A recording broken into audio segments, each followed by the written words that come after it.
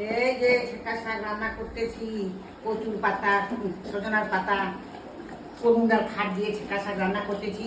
এই ছেঁকা যদি খাবা প্রেশার কমে যাবে, আপনারাও রান্না করে খাবেন। আপনাকে দেখাচ্ছি রান্না করে। এই যে হয়ে গেছে তরকারিটা, কাটতেছি, রসুন দিচ্ছি, কাঁচা লঙ্কা দিচ্ছি, দিয়ে ছেঁকা শাক রান্না করতেছি করুণার খাট দিয়ে। খাইলে পরে প্রেশার কমবে, আপনারাও রান্না করে খাবেন। এই যে ছেঁকা শাক, এই যে খাইয়ে রান্না টান্না করে খাইয়ে দেখবেন। যদি ভালো লাগবে একটু লাইক করবেন ছেঁকা শাকের।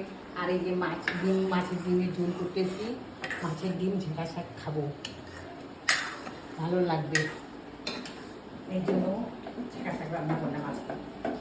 লাইক করবেন, শেয়ার করবেন, শেয়ার করবেন একটু দয়া করিয়ে।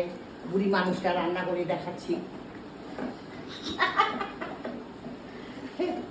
এই যে ছেঁকা শাক দেখাচ্ছে, এই যে কচুর পাতা, সজনা পাতা দিয়ে, আর কাঁচা লঙ্কা, রসুন টসুন দিয়ে, আর করুণার খার দিয়ে। আর কিছু দিতে লাগবে না, এখানে তেল টুল কিছু লাগবে না।